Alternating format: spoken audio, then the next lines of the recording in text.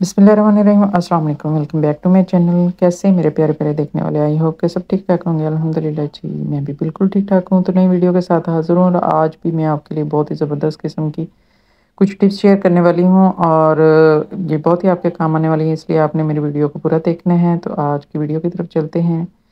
तो आज की जो पहली टिप्स है वो मैं आपके साथ जो शेयर करने वाली हूँ वो है कि हमारे घर में अक्सर इस तरह की स्पेयर सॉक्स जो होती हैं ना, या पुरानी हो चुकी होती हैं या कहीं से थोड़ा सा डैमेज हो चुकी होती हैं, या अमूमन जो है अक्सर प्रॉब्लम घर में होती है कि एक सॉक्स कहीं ना कहीं गुम हो जाती है, मिसप्लेस हो जाती है। तो इस तरह अगर कोई स्पेयर सॉक्स है आपके पास तो वो आपने ले लेनी है।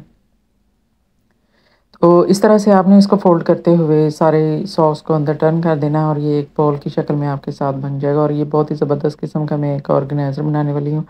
आपने क्या करना है कि ये जब एक बॉल की शेप में बन जाएगा, तो जितनी भी आपकी पिन्स वगैरह होती हैं जो अक्सर हम घर में यूज़ करते रहते हैं, किसी न किसी मकसद के लिए सेफ्टी पिन होती हैं, सॉरी दूसरी कॉमन पिन्स होती हैं, स्टिचिंग वाली, सिलाई वाली, मशीन की। ख़ास तौर पे अगर आप स्टिचिंग वगैरह करते हैं तो इस तरह से इस तरह का एक सॉक्स के साथ ही बगैर स्टिच किए, बगैर किसी चीज़ के अंदर ऐड किए आप ये एक छोटा-सा ऑर्गेनाइज़र बना सकते हैं और सारी पिन्स आप इसके अंदर एडजस्ट कर सकते हैं। सेकंड जो मेरी टिप है वो भी मेरी सॉक्स से रिलेटेड है कि इसी तरह से अगर आपके पास स्पेयर सॉक्स है और आपने कहीं ट्रैवल के लिए जाना है और अगर आपकी आई साइट वीक है और ग्लासेस साथ रखना तो मस्ट होता है। तो अगर आपके पास उसका केस नहीं है तो आप इस तरह से टिश्यू में लपेट के और एक सॉक्स के अंदर इसको डाल दें ताकि ये सेफ़ रहे और इसके ग्लासेस के ऊपर स्क्रैचेस वगैरह ना आए।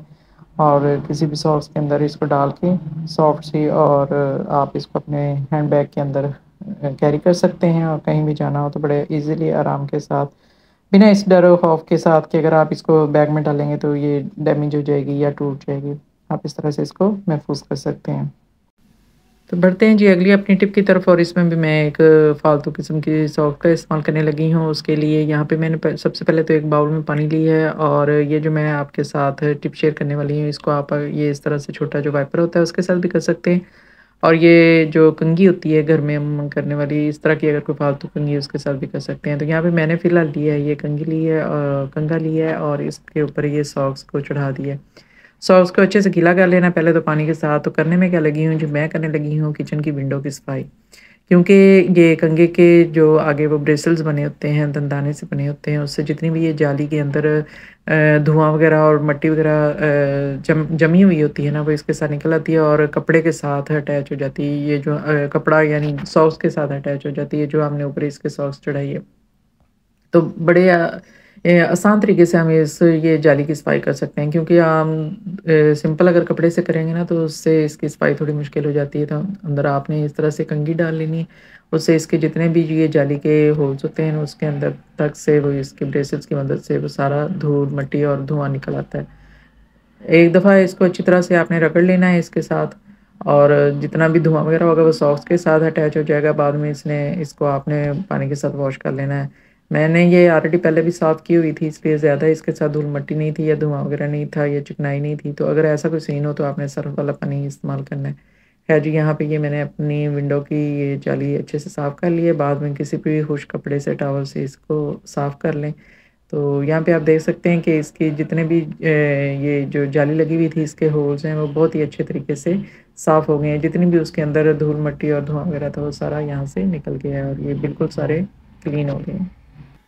तो आज की ज़्यादातर मेरी टिप्स जो हैं वो इस तरह से स्पेयर सॉक्स से रिलेटेड ही हैं। तो यहाँ पे भी मैं आपको बताने लगी हूँ कि अगर आपने इस तरह से कोई कड़ा या चूड़ी पहनी हुई है जो उतारते वक्त आपको थोड़ी मुश्किल का सामना करना पड़ रहा है, तो इस तरह से आप कोई भी सॉक्स लें और इस तरह से अपने हाथ के ऊपर चढ़ाएं और जो भी चूड़ी या कड़ा है उसको उसके ऊपर कर लें और टर्न करते हुए यानी उसको उल्टा करते हुए आप सॉक्स को नीचे की तरफ खींचे और आसानी के साथ जो भी चीज़ आपने पहनी होगी वो बड़ी आसानी के साथ इस तरह से उतर आती है।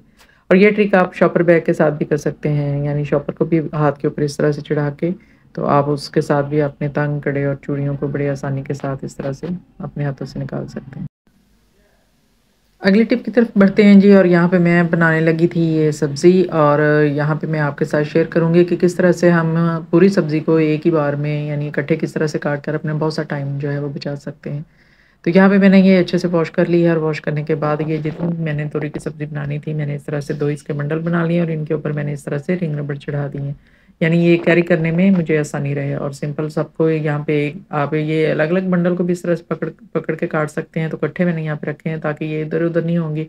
और जितना टाइम हमें एक तोरी को काटने में लगेगा, उतने टाइम में हम ऑलमोस्ट जितनी भी हमारी सब्ज़ी होगी, उस सारी की सब्ज़ी को कट कर लेंगे। यानी आप रिंग रबड़ की मदद से इस तरह आप सब्ज़ी को हैंडल कर लें, इस तरह से उसको बाँध लें और बड़ी आसानी के साथ मतलब आप ज़्यादा से ज़्यादा 1 मिनट आपको लगेगा और आपकी सारी सब्ज़ी इस तरह से कट हो जाएगी। और इसी तरह से ये मेरे पास हरा प्याज़ है, इसको भी मैं सेम इसी तरह से काटूँगी। ये मैंने सारा कटिंग की, बजाय इसके कि मैं इसको अलग-अलग कटिंग करूँ, मैंने इसके ऊपर वहीं 2 रिंग रबड़ जो हैं वो इसके ऊपर चढ़ा दी हैं।